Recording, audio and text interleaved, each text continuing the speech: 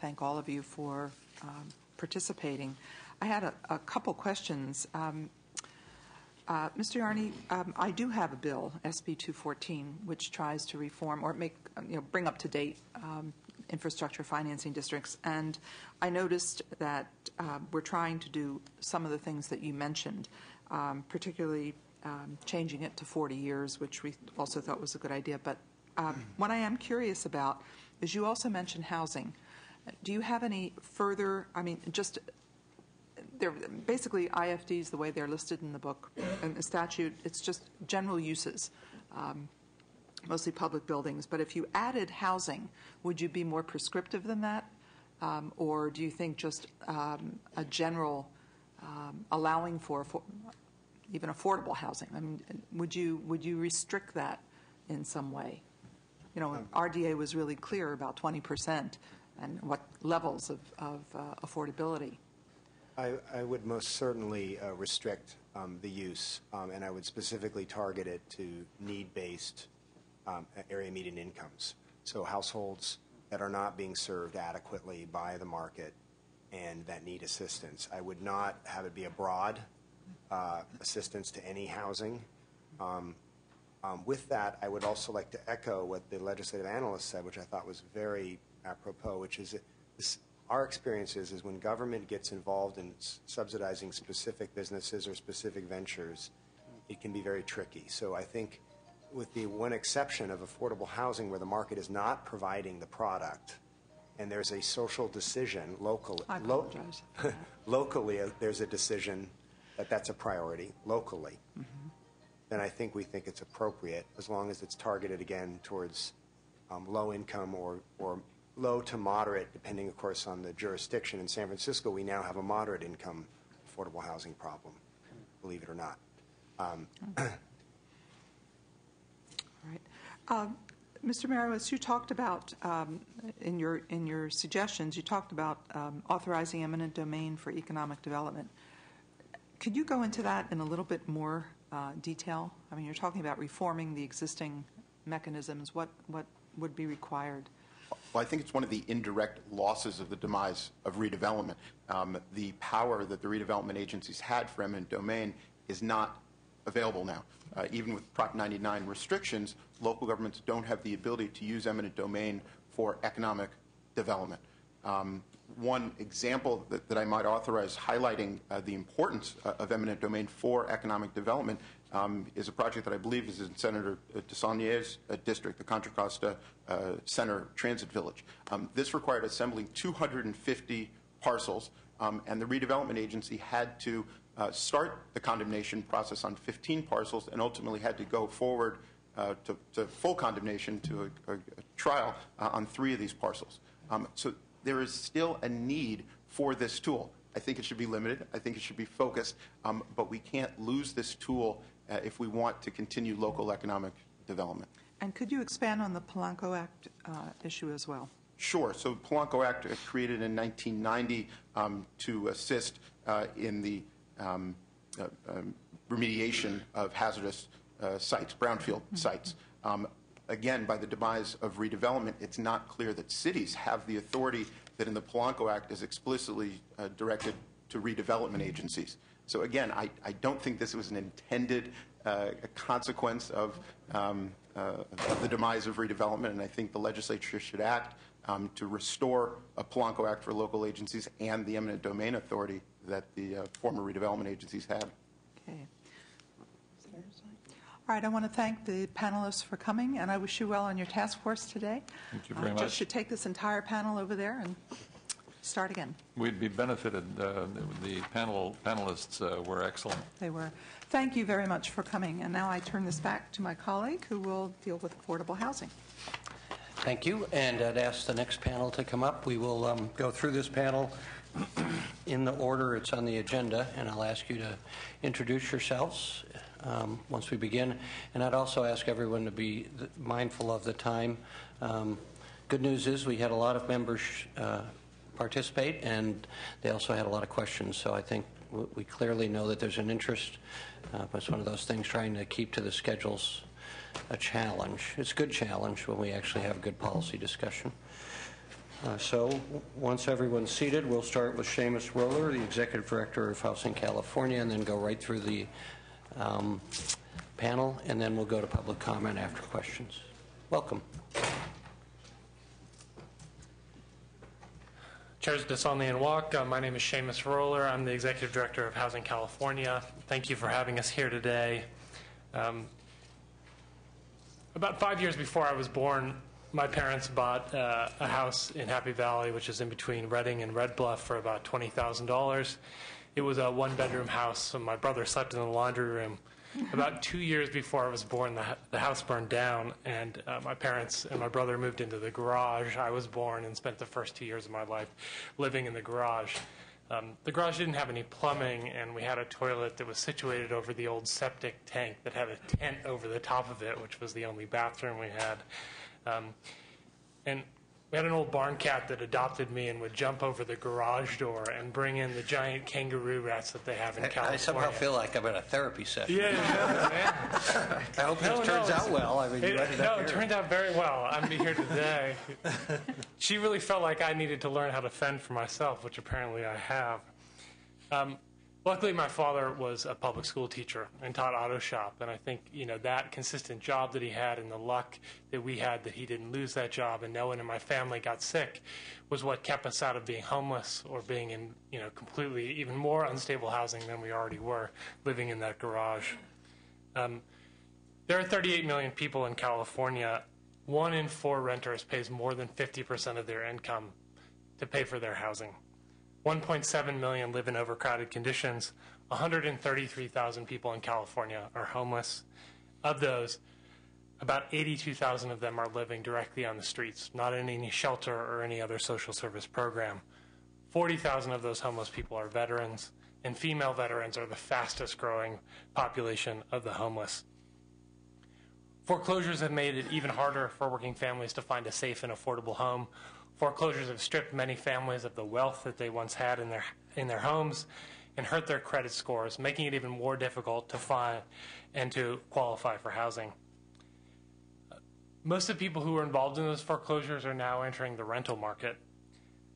That's creating a higher demand. In addition, I think to all of the things that Mike McKeever talked about that are starting to drive more demand for rental housing, in some cities really pushing up the cost of rental housing, even while the cost for sale housing may be going down in those jurisdictions. Foreclosures have also resulted in a lot of vacant homes in our communities, which is pushing down the overall supply of housing. And while, without a doubt, you can purchase a home more cheaply than several years ago, that's only if you have good credit, steady income, you aren't underwater on the current house that you own, and you can put together the down payment. For the rest of California's foreclosures have made it much harder to find a safe and affordable home. I think it's difficult in some ways to tell the story about affordable housing because it's really many different stories.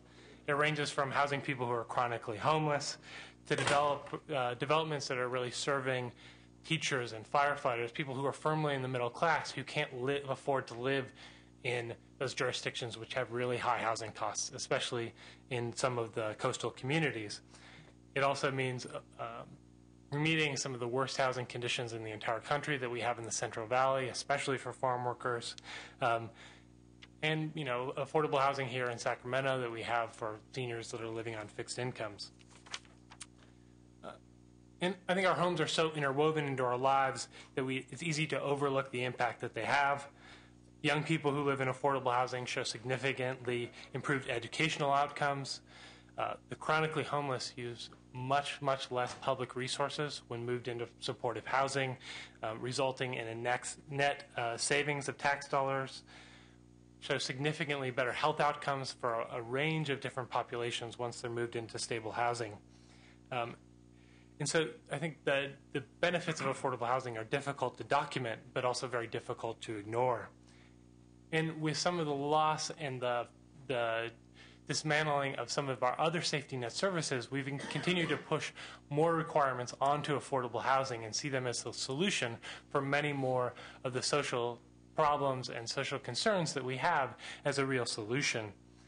So as we're looking to affordable housing to solve some of our problems around brownfields, the dismantling of the mental health systems. These add costs into affordable housing.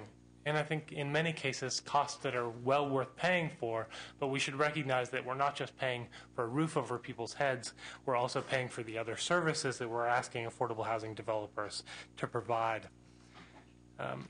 In that, while I think it's very important to pay attention to the public benefits for the amount of public dollars that we're spending, there are no studies that show that affordable housing costs any more than a similarly situated market rate housing.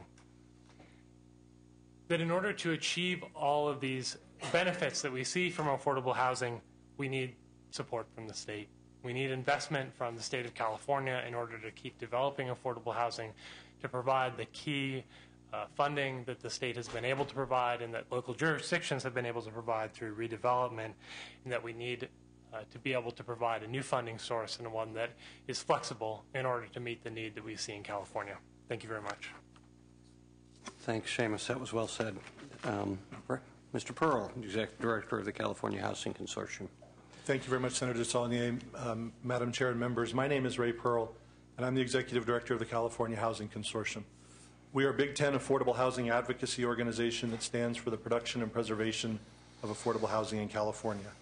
Our members are both nonprofit and for-profit organizations united in their belief that serving California's neediest families by providing quality affordable housing is both good public policy and good economic policy. Our members not only create jobs, but they also create safe places for people to call home. Today, unfortunately, that laudable mission is becoming harder to achieve because of the continued state of our economy and the difficult choices being made at all levels of government. Simply put, our ability to continue to meet the needs of many Californians is being threatened by an unprecedented perfect storm. This storm requires our attention, and we thank you for your willingness today to begin a dialogue about potential solutions. Before we focus on those solutions, however, it is important to take a moment to stress the importance of the crucial public-private partnerships that encourage affordable housing to be built. Public policy goals at all levels of government have long recognized housing as a key component of a basic societal safety net. In numerous elections, a majority of the public has recognized the same by passing housing bonds or setting up local trust funds. Today, that very safety net is quickly being eroded. We know that you are making tough choices to deal with other social services such as health care, child care, and education. We are not alone in recognizing our need to adapt to a new normal. However, one thing is true from the past and will be true in the future, and that is that the market cannot do it alone. We need to have a broader dialogue about solutions in our fiscally constrained environment while acknowledging the crucial role that government plays. Briefly walking you through the problem, as you already know, affordable housing developments require very complicated layers of funding that involve significant public-private partnerships. Today, the public portion of that partnership has been significantly impacted. At the state and local level, the end of redevelopment has meant the end of the 20% set aside for affordable housing, which has long been the largest source of affordable housing funding in California.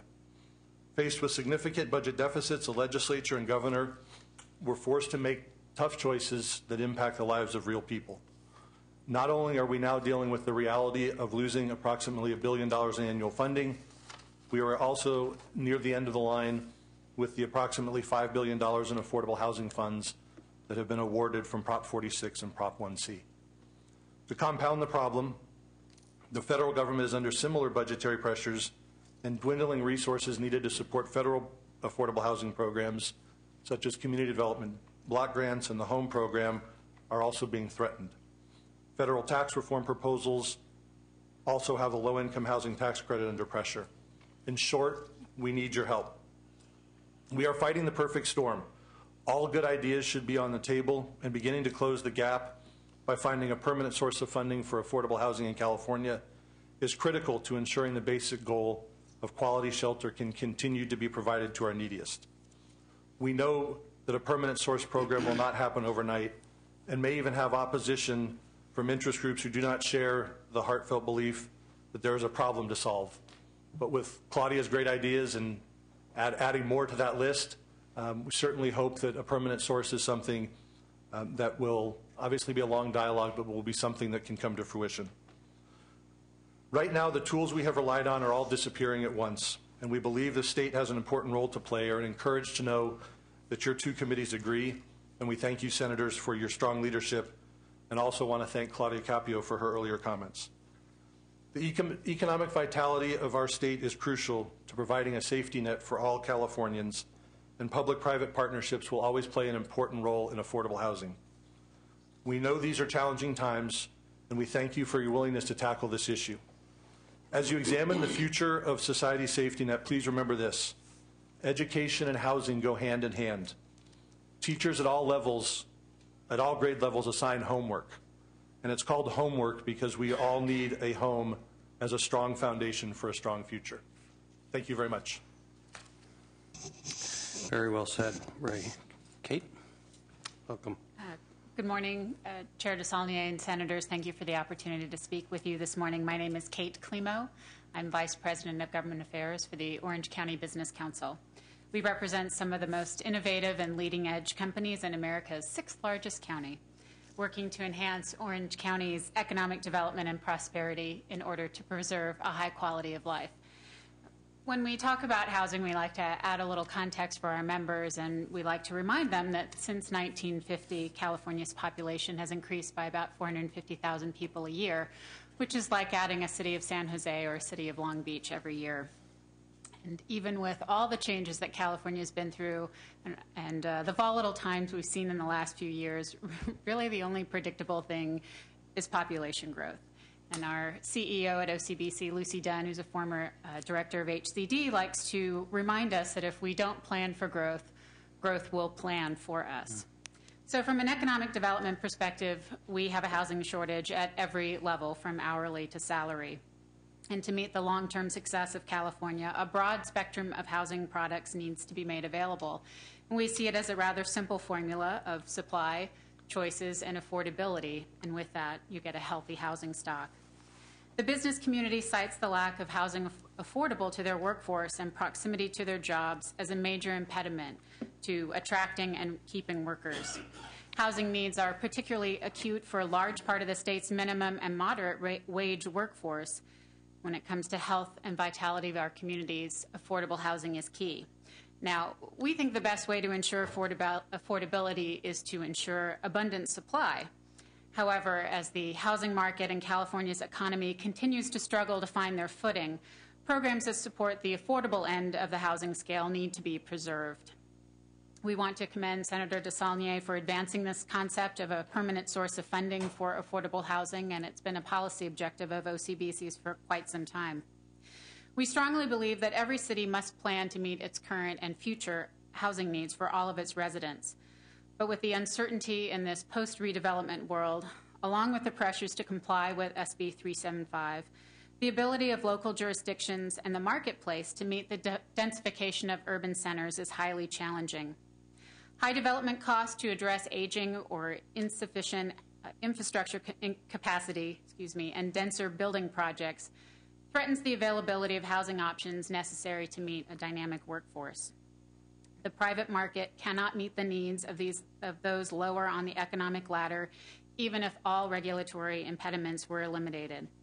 Although streamlining regulations and reducing artificial constraints on the marketplace would help, land costs and construction costs of even the most basic rental or single-family homes in California would remain a challenge. A permanent source of funding for affordable housing will allow some measure of long-term planning and certainty.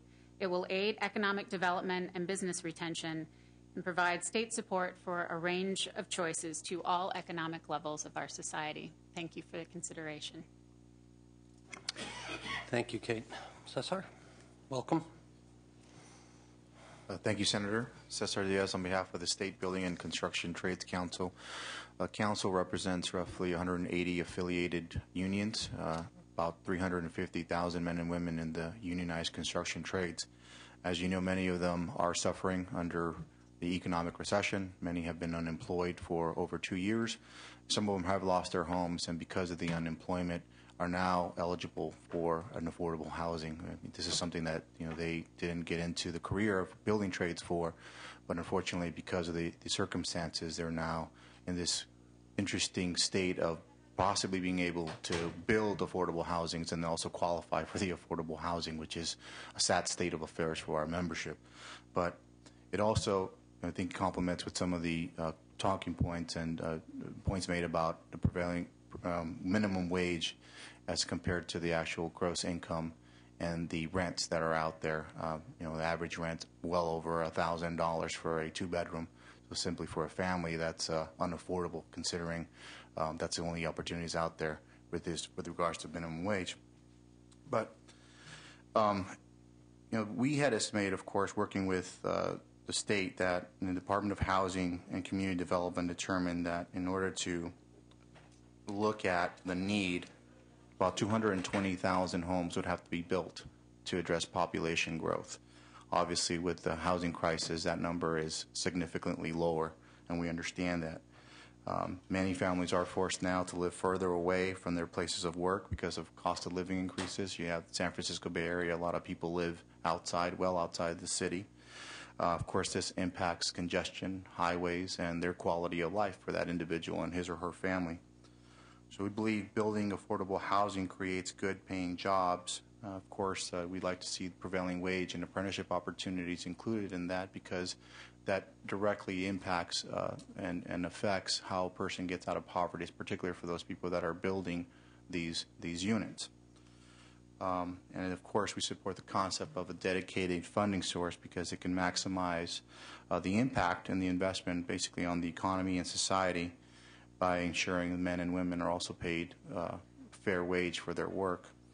The labor movement has long been active on this issue, and having participated in local efforts to address this crisis and establish local housing trust funds, including playing a leadership role in Housing LA, a campaign that led to the establishment of the $100 million Los Angeles Housing Trust Fund.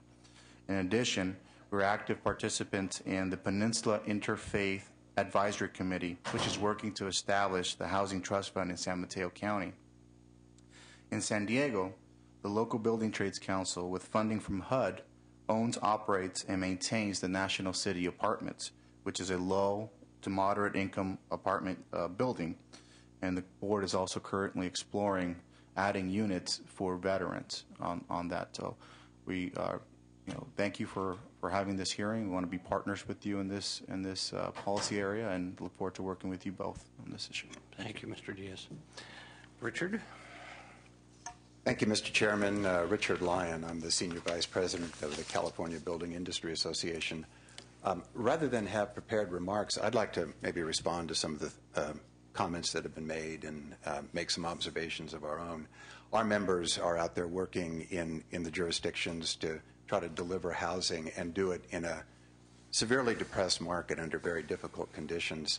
On the economic development side, we're noticing that there's a difference between charter cities and general law cities. Some charter cities are beginning, because they have the ability to amend their charter, to identify the elimination of blight as a municipal affair, and then adopt ordinances that would allow them the ability to bond. It's not specific as to exactly the types of revenues that would underlie the bonding scheme, but essentially taking the responsibilities and the duties of a redevelopment agency and incorporating it into the city charter. Finding dollars, unless there's a printing press out there, is always going to be difficult.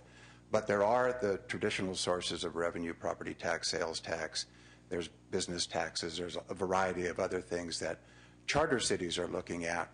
So as we talk here in Sacramento about kind of reconstituting economic development and redevelopment going forward, we think it's important to maintain a state involvement in tax increment financing, but be aware that there are jurisdictions out there, primarily charter cities, that are beginning to take some action on their own.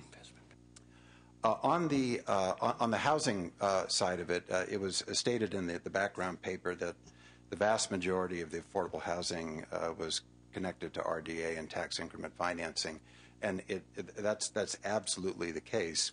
And absent a new form of financing, and I would say we support the overall notion of a dedicated and secure financing going forward for affordable housing.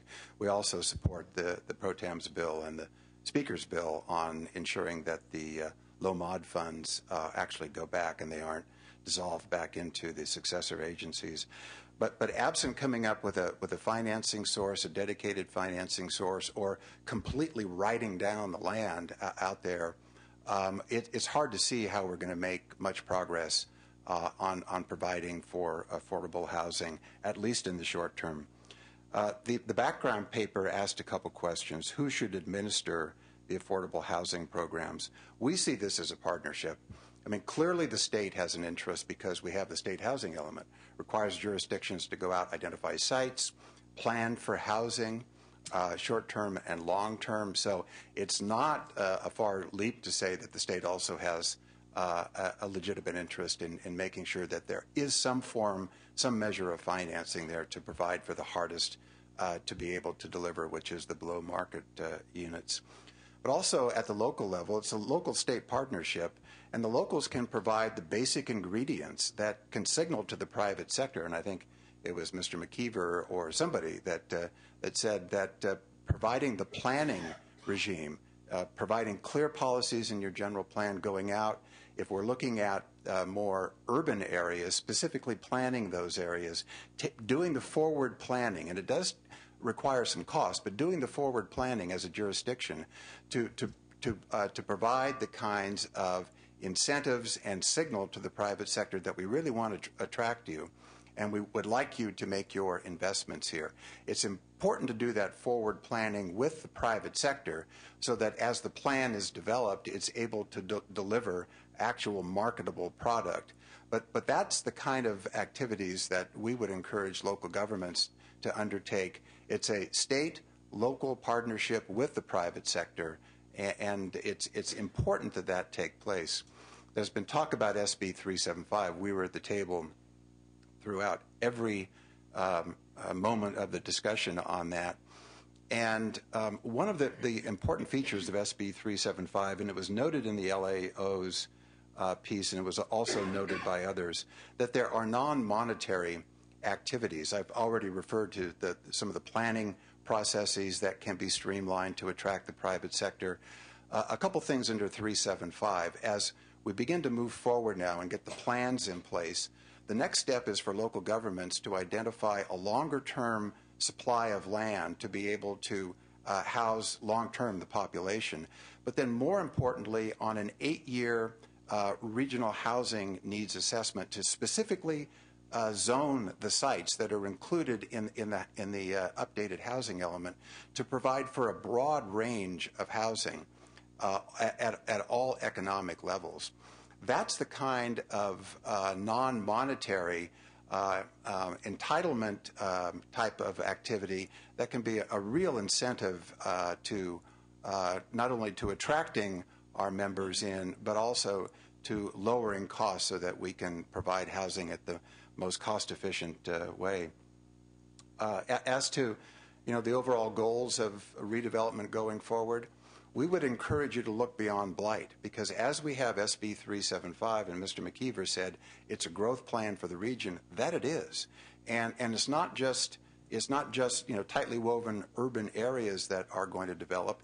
It's areas throughout the region, and so looking at using a tax increment financing and applying it particularly in those areas where it makes market sense to do higher density development, where you've got floor area ratios that really kind of envision that type of mixed use retail, housing, commercial, office type of development, we think is an important thing to be able to advance SB 375. So as we look at redevelopment as we look at tax increment financing and linking it up with our SB 375 going forward, we would encourage you to look beyond traditionally blighted areas.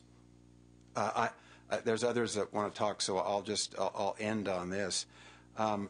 As we go forward, whatever we do, we should avoid programs that, though they're well-intended, impose constraints on economic growth and housing affordability. And I would just offer this, that asking a small class of individuals or families, such as new home buyers, to pay higher prices to cover costs of lower income units. That should be avoided.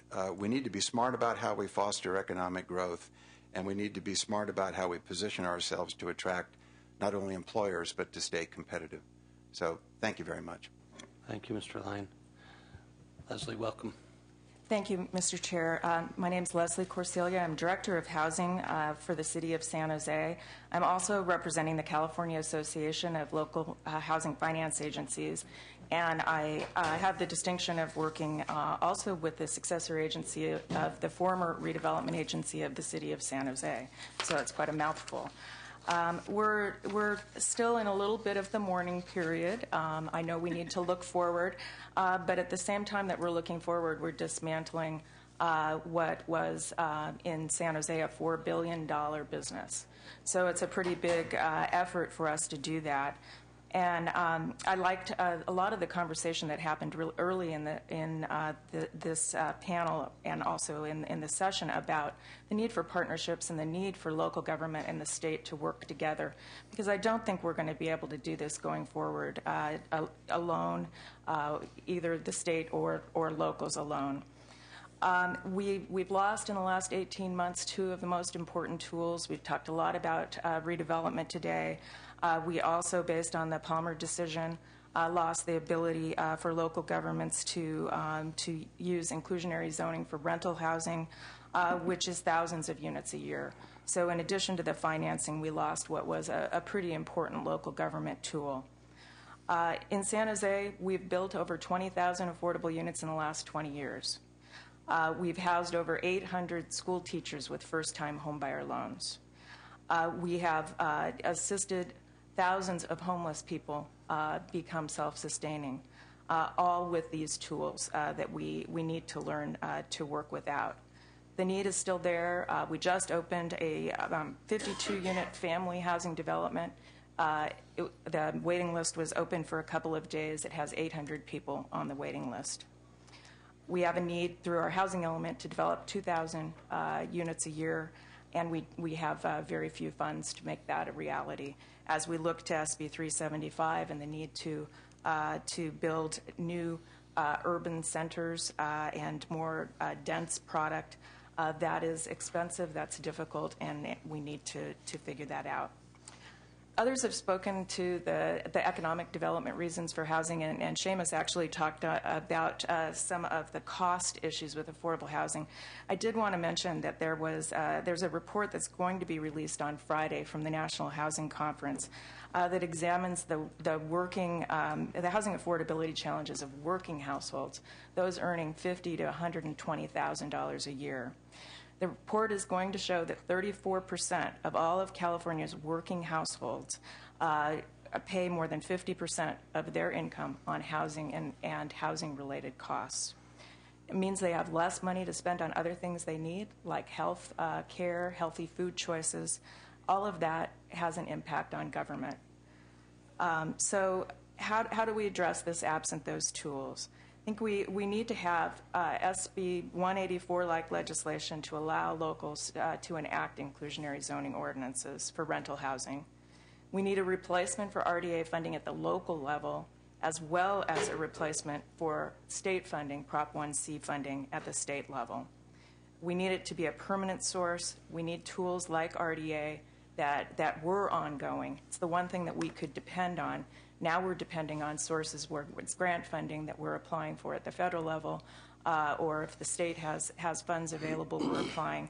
But that funding is not ongoing, and it's very challenging at the local level to continue a program response to meet our needs. We also need other tools, as have been mentioned today, like reduced voter thresholds for housing bonds. I think the important thing about the tools as we go forward, whatever they are and whatever they look like and whatever the funding source is that they're flexible and that they recognize the differing needs around the state of California. In San Jose, we have a need for new construction. We don't have the foreclosure problem we have elsewhere. Our rents went up more than any other metropolitan jurisdiction in the nation, more than 11% last year. We have a supply problem. Other parts of the state have abandoned houses. They have a massive foreclosure problem. They need acquisition rehab. There are needs for homelessness. There are needs for seismic safety repair, all differing needs depending on where you are in this big state. So it needs any funding source needs to be flexible and allow local government to be able to determine what the best needs are for them. I would use the example at the federal level of HOME and CDBG, which are block grant programs. I think those work very well because they allow, again, for locals to develop a plan that is approved by the federal government that says this is how we're going to spend these monies, and then you have to report on that and be accountable for that, but it also allows that flexibility. So one of the questions, as was mentioned by the previous speaker, of who should administer the funding source, I think, again, it should be as nimble as possible, and what our focus should be is on serving the people and not on the administration. So whatever the mechanism is for getting the funds to the people that we're trying to serve, that's what we need to do. You know, I would encourage that it not be a multitude of programs that each have a different requirement as far as application and a different process, but something just much more simple than that, which will help us continue to meet the goal. And lastly, on the issue of costs, you know, I think there are a lot of things. I will be interested in seeing the cost study coming out that impact the cost of building affordable housing. One that's an important cost that I'm not sure that we can impact as much is that the more deeply you target affordable housing, the more costly it is. So as you try to serve the homeless, which we're trying to do in ending chronic homelessness in our state and our community, that costs more money because their salaries do not allow for them to pay rents that would sustain those buildings. But we also have other things that I think affordable housing has to meet that market rate housing doesn't, such as prevailing wage, relocation requirements.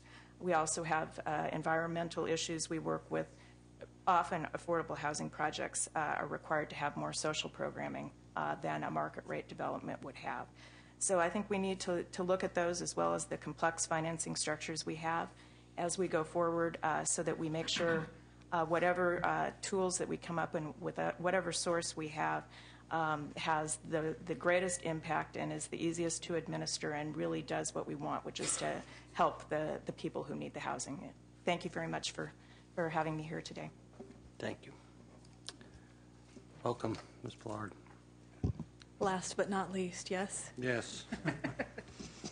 So my name is Shiloh Ballard, Vice President of Housing and Community Development for the Silicon Valley Leadership Group. And for those of you who aren't familiar with the Leadership Group, we were founded in 1977 by David Packard of Hewlett-Packard to involve Silicon Valley CEOs in working with government on issues like education, transportation, and housing.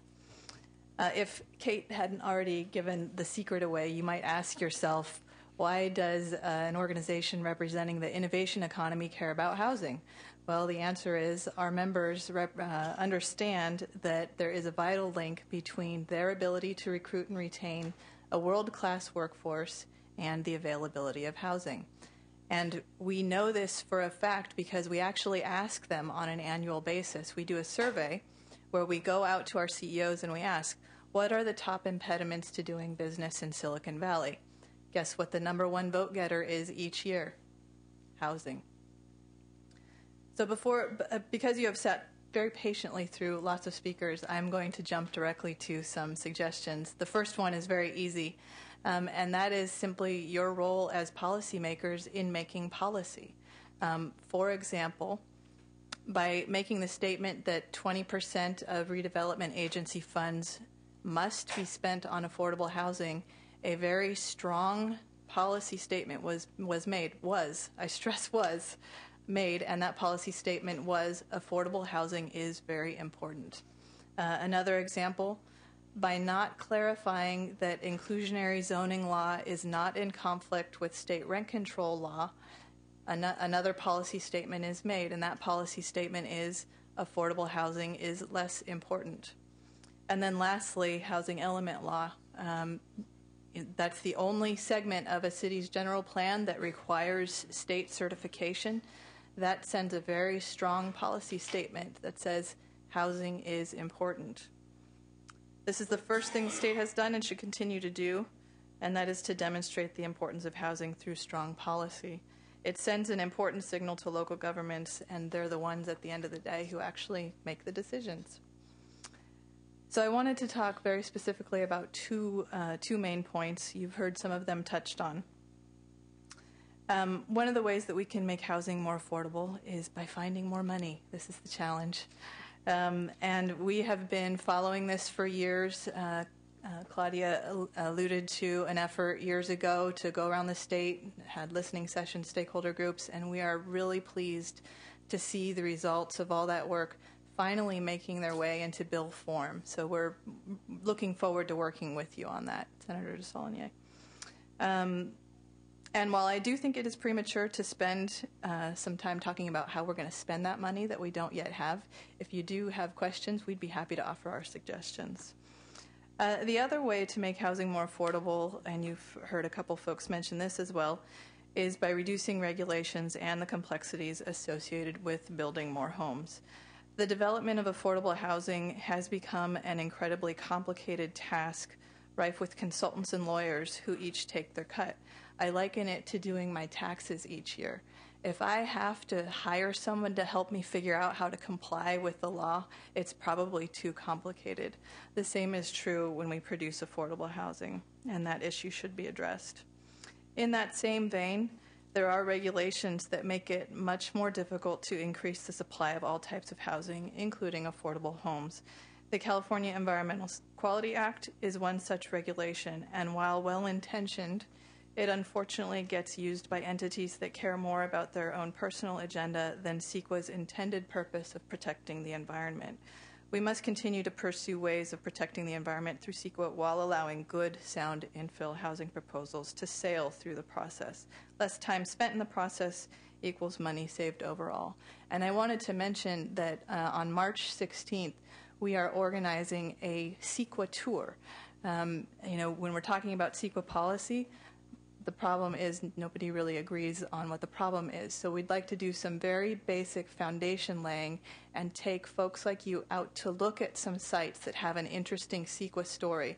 We'll meet with the environmental consultants, the planners on the sites, the developers, and we'll just walk around and look at the issues that were raised, and you all can walk away better informed and hopefully better able to vet CEQA policy when people are knocking on your door asking for reform measures. So I will leave those with you. And with that, I want to thank you for your time. I think that's a great way to end between the therapy at the beginning of the session and if we, for those of us who would actually enjoy and think it's exciting to go on a CEQA tour.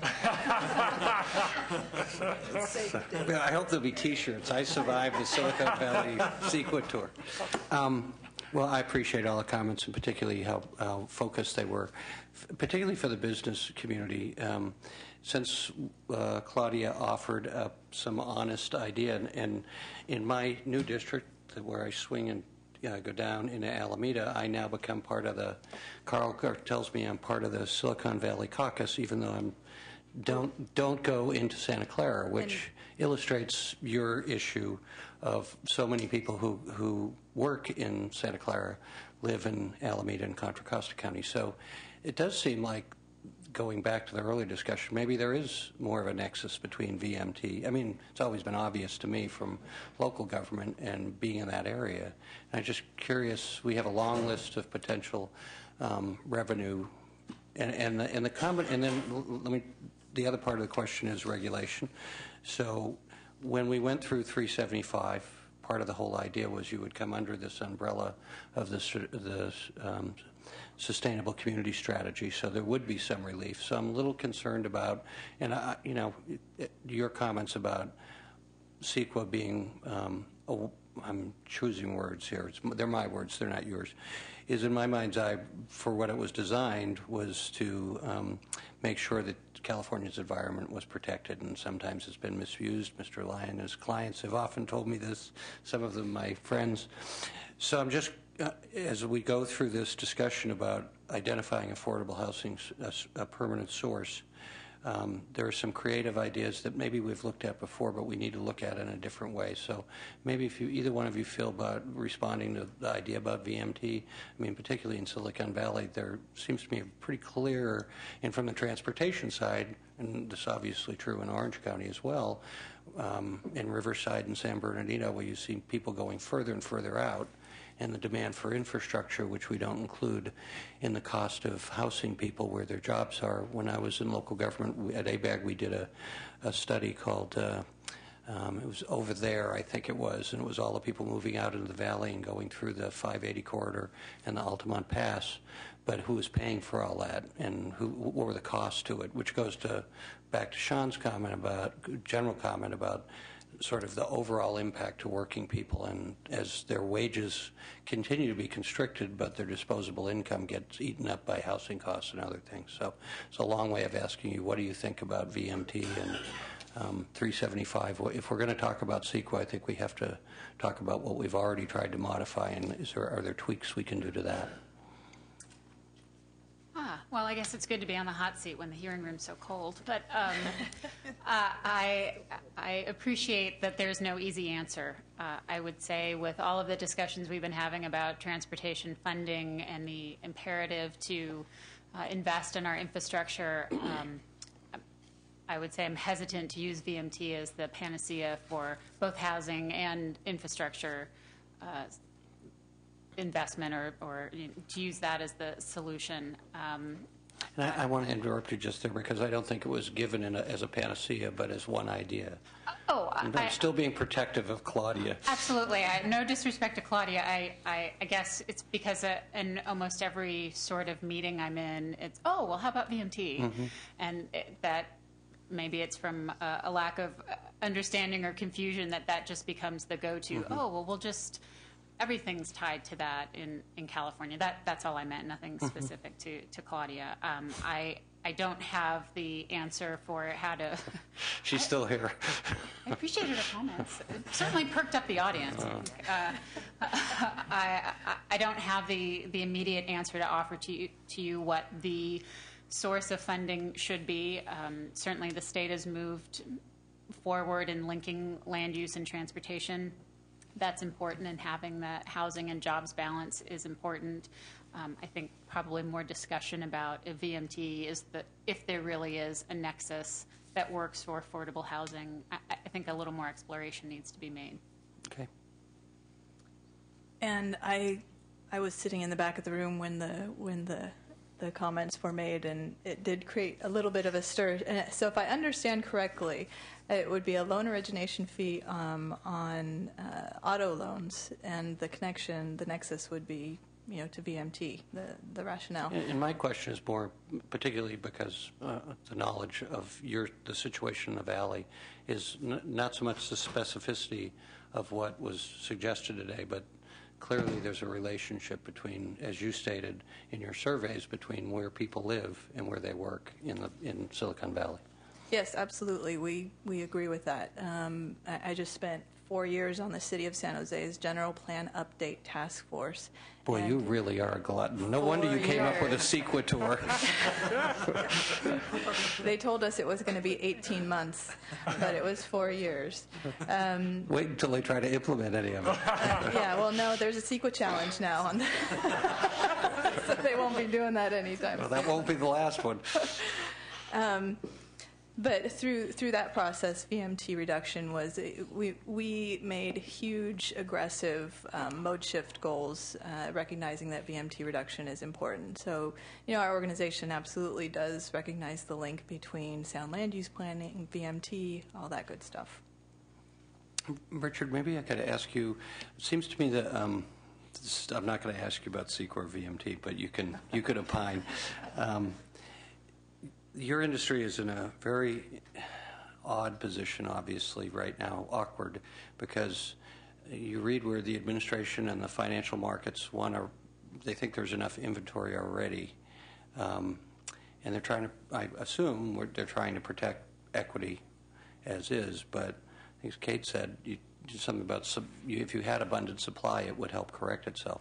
So your constituent groups are having trouble getting construction financing. And it's deliberate national policy for good reasons, I think, in many ways. But then you're in that position, and it's just a struggle to get that, which is one of the reasons I really feel an urgency to find a funding source for at least some seed funding, for which is already a hard thing for your folks to provide for. And then you take away the other elements, as Mr. McKeever alluded to, which were the profit centers for your constituent groups. So it seems to me it's part of our struggle is trying to figure out a funding source, but also the implications to those funding source. And then lastly, which I think you are all really terrific on, is the real sense of urgency that we're losing people who provide this infrastructure. We're losing the financing, but we're also losing the infrastructure infill developers who actually do this work, and we're going to lose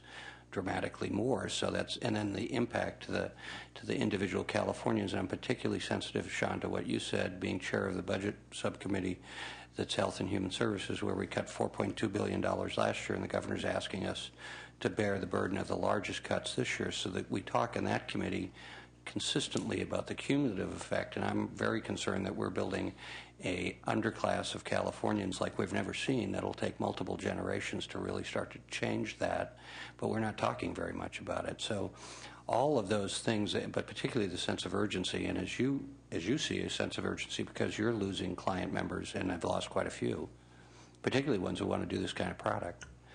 Well, thank you, Mr. Chairman. From the top of the market in 2005 to the bottom in 2009, housing permits, and this is single-family, multifamily combined, fell off 80%. And so the workforces and the companies that we represent have some of the highest rates of unemployment out there in any sector. California is a unique micro market of areas in the brain hubs in the Silicon Valley, in Orange County, in parts of San Diego, in San Jose. We see healthy markets, and because they've got a good job base. But otherwise, it's a pretty bleak picture out there, and it's going to be a while. It's going to take clearing through the distressed properties, the inventory, the short sales, the foreclosures. They're continuing to come on the market, although we're buoyed by not only what the state's attorney general, but what's happening back in Washington in terms of trying to deal with that mess. But it's going to be a while before we're in a position statewide to construct new housing, because you've got to clear out the inventory, and people have to have jobs. So chipping away at that high unemployment and clearing out the inventory is absolutely critical to getting back to healthy levels of production. And even leading up to 2005, the state had underproduced housing for decades.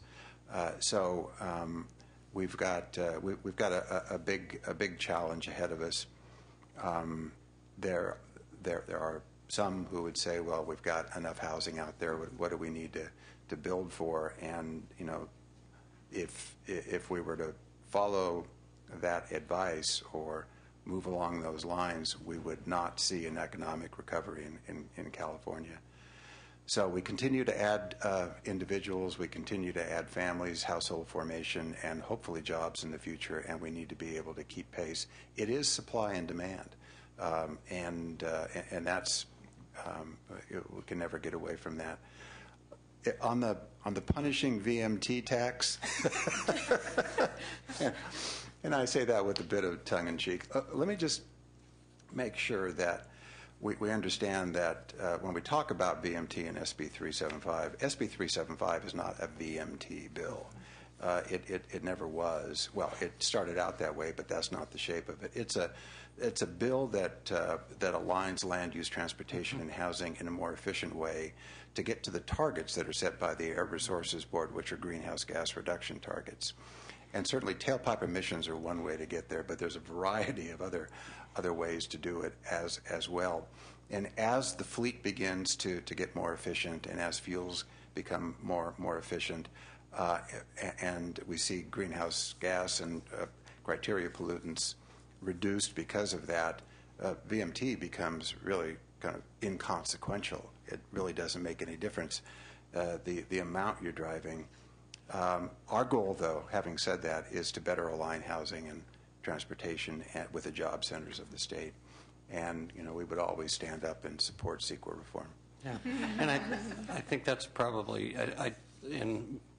since we've been through these discussions many times, and I think they're good ones, my comments about VMT was more not to relive all those battles, but in a way to do that, because fondly remember what then Assemblymember Jones tried to do when I first got in the legislature. But your last comments, I think, are interesting, because when we talk about disposable income and some of the statistics about middle-income people paying over 50% for housing, and there's this perception, I think, in the general public that we don't have an affordable housing problem anymore because the market supposedly has dropped, but at least in the Bay Area, that's not the case. And then you can, and if I'm remembering Elizabeth Warren's formula when she, 25 years ago, when she wrote The Two-Income Trap, is there's 5 fixed economists that say fixed costs in every American households, and 2 of them are transportation and housing. And those 2, this weekend, cost of transportation went up pretty significantly for everyone, but for people making $50,000, $120,000. So I say that in the context of at least what I hope we all think that 375 will accomplish with higher density and more transit use. And subsequent to that would hopefully be that people would have more disposable income, because their fixed cost would start coming down. So it's a long-winded way of saying we hope all of these things align. And then I'll just end, and we'll go to public comment, and thank staff and everybody for attending, and in particular my co-chair, just to have this continued conversation, because our staff and Mark Sivers is such a terrific staff to our committee. We really are struggling with trying to find a revenue source, and I appreciate Claudia's openness as a sustainable one, and it may be multiple ones, but we really want to continue to have this discussion, and with a sense of urgency that we can't just wait for something to miraculously appear in this regard. So thank you all very much. And we will now go to public comment. We have 4 requests to speak, and I just ask the 4 of you to come up, and if there's anyone else, to join them. And at the risk of mispronouncing any of your names, I'd just ask you all to come forward and identify yourself and pronounce your name the way your mother meant it to be pronounced.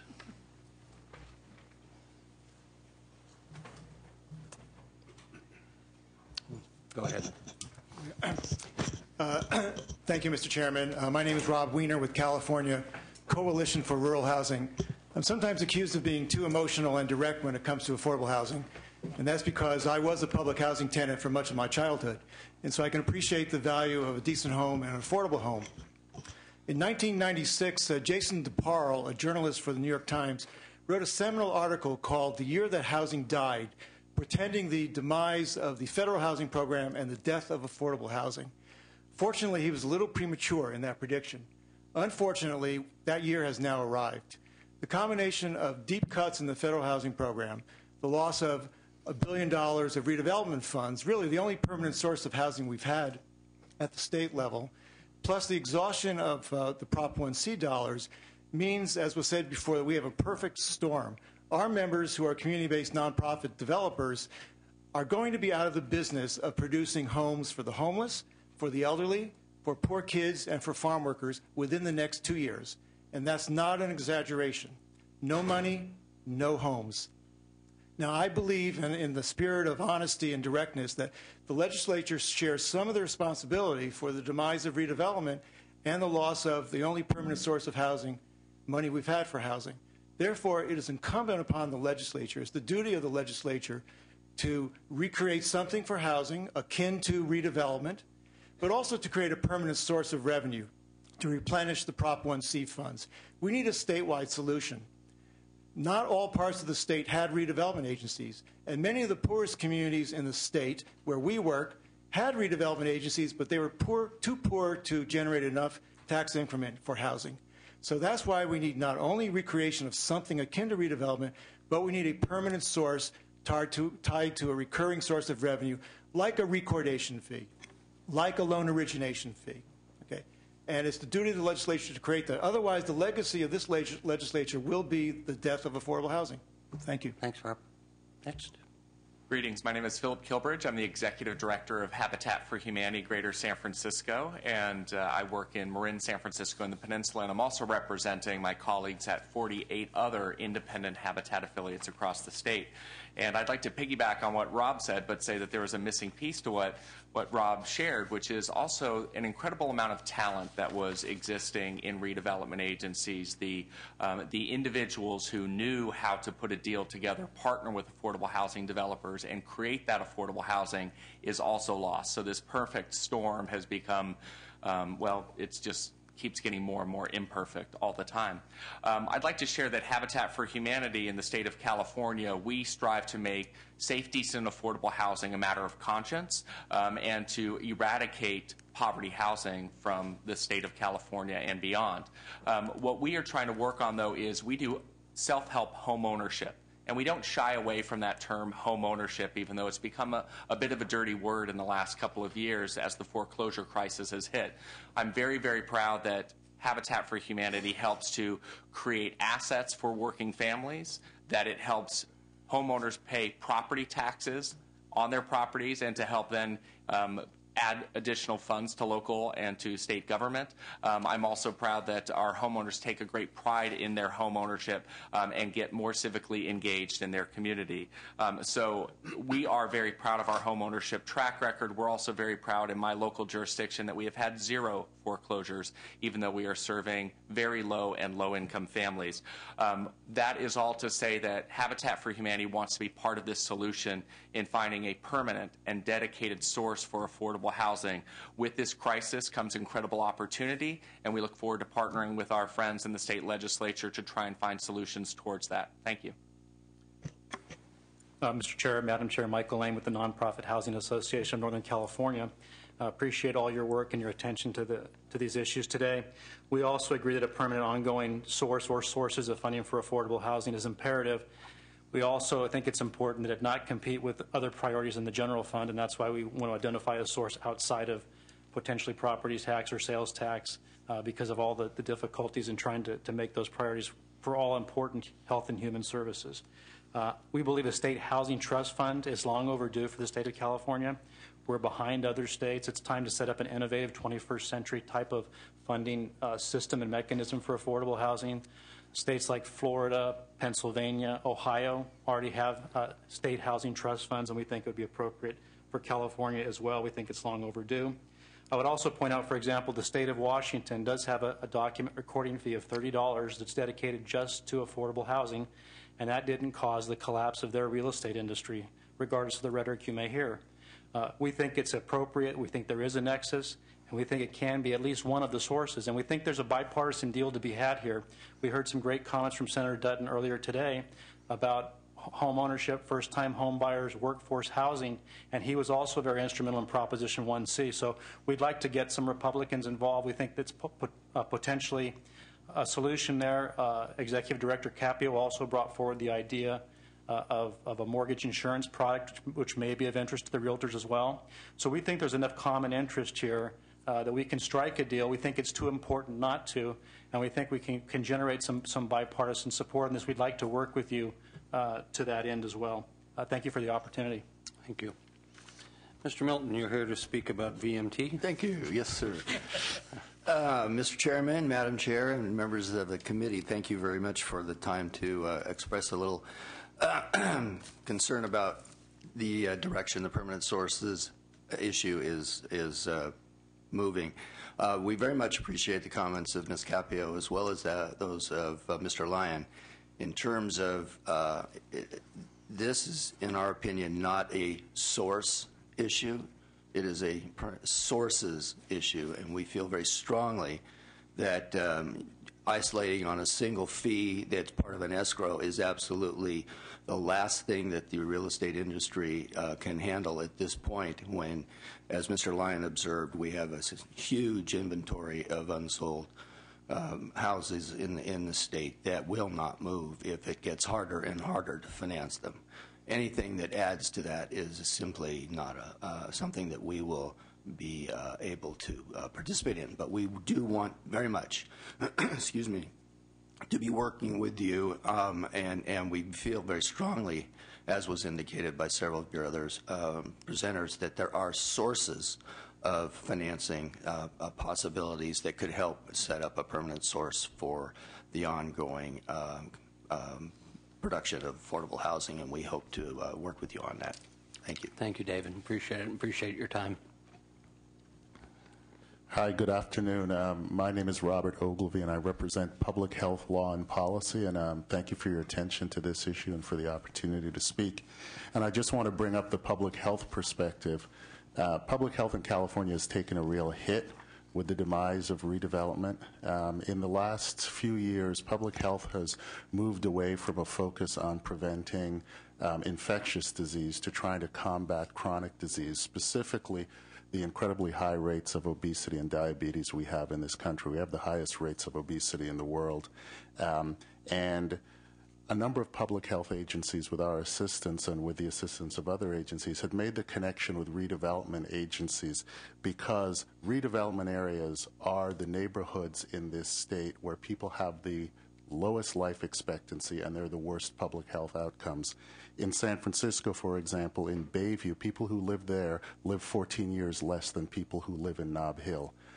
In Oakland, people who live in West Oakland live 12 years less than people who live in the hills. These are neighborhoods that were designed for disease.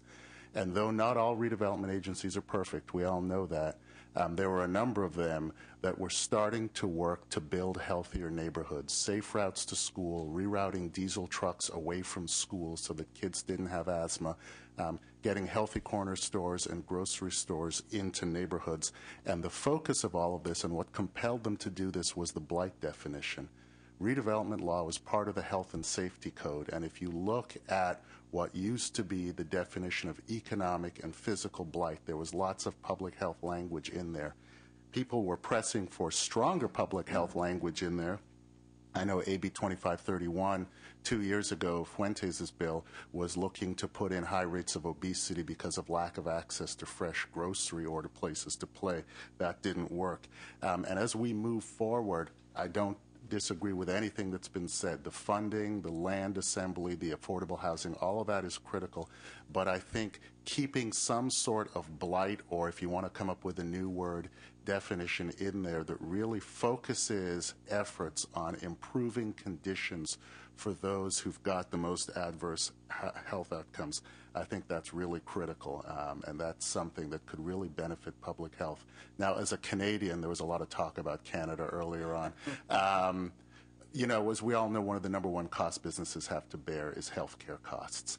And in Canada, businesses don't have to bear that healthcare cost because the provinces pay for healthcare. But one way that we can really help businesses here is to help build and create healthier neighborhoods so we have healthier employees. So I just want to put that on the table. Thanks for your attention. Thanks. Alicia Sanchez with the California Center for Public Health Advocacy, and I would align myself with my colleague's testimony about the importance of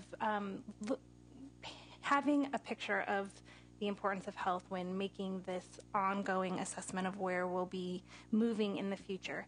As Robert mentioned, we had seen the potential for redevelopment agencies to provide opportunities to address health, and now that opportunity has foreclosed, but we are having a new opportunity to continue the discussion and to perhaps put a finer point on that goal, which Senator Steinberg alluded to in his comments, that this really was the initial onus of these redevelopment agencies, and maybe trying to come back to that in that vision in the future work that we're doing around the next steps. So we look forward to having that conversation and acknowledge this is just a first step, and we'll likely be having more, but look forward to having them with you.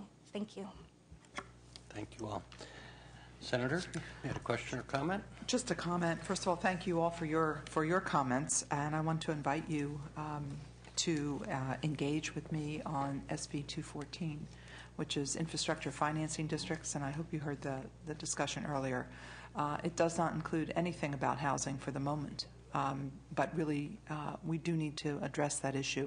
So now that the redevelopment agency decisions have been made and we're moving forward, it's really an opportunity to take a look at that bill, and it does not mimic redevelopment agencies in its entirety, but it is one more tool that perhaps could meet some of these needs. So I invite you to join with me. Thank you. And thank you, Senator, for this hearing. You're welcome. I want to thank you, Senator Wilk, for being here in our ongoing discussions, and I really appreciate all the comments and the public comments as well as the panelists.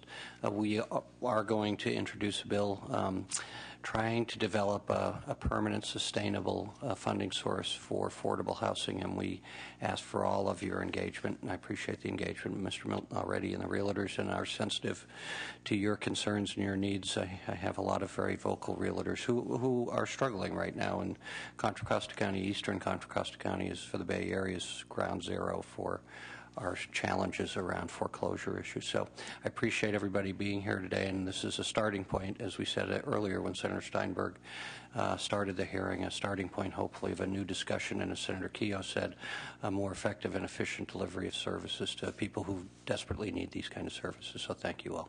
We're adjourned.